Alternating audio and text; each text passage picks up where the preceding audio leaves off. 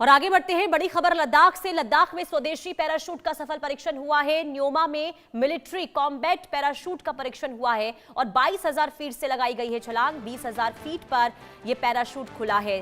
13,700 feet पर सुरक्षित landing हुई है। -15 डिग्री में परीक्षण हुआ है और NAVLC से लैस है ये स्वदेशी सिस्टम और ADRDE और DEBEL ने सिस्टम विकसित किया है। ये तस्वीर आपको दिखा रहे हैं। दरअसल तिब्बत और हिमालय के ऊंचाई वाले इलाकों में सैनिकों को एयर ड्रॉप करने के लिए DRDO ने एक और नया पैराशूट तैयार कर लिया है और लद्दाख के न्योमा में 22,000 फीट की ऊंचाई पर इस स्वदेशी मिलिट्री कॉम्बैट पैराशूट सिस्टम यानी कि MCPS का सफल परीक्षण किया गया है। और इस परीक्षण के दौरान DRDO के टेस्ट जंपर्स ने समुद्र तल से 22,000 फीट की ऊंचाई से छलांग लगाई है और उस समय वहां तापमान करीब -15 डिग्री सेल्सियस था और पैराशूट को करीब 20,000 फीट की ऊंचाई पर खोला गया और जवानों ने करीब 13,700 फीट की ऊंचाई पर सुरक्षित लैंडिंग की। और इस पैराशूट सिस्टम को आगरा में मौजूद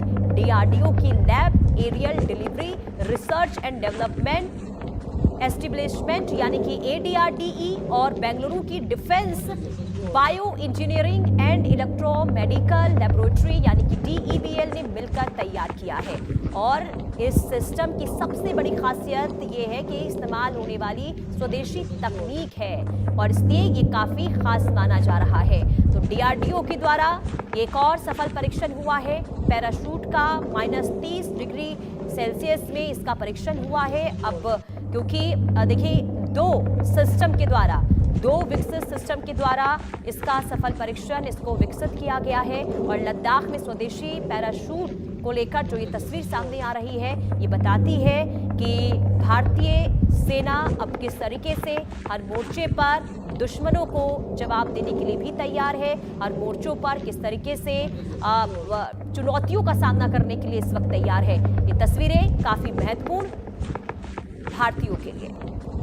तो 13,700 फीट पर सुरक्षित लैंडिंग हुई है और DRDO के द्वारा सफल परीक्षण इसका करवाया गया है। तो अब चीन के भीतर घुसकर पलटन जो है वो मुंह तोड़ जवाब देने के लिए सक्षम है। पैरा SF को मिला है DRDO का ये अंक। ये बहुत बड़ी खबर और बहुत अच्छी खबर है भारत के लिए। और बुलेटिन में वक्त एक छोटे से ब्रेक का। देखते रहिए इंडिया न्यूज।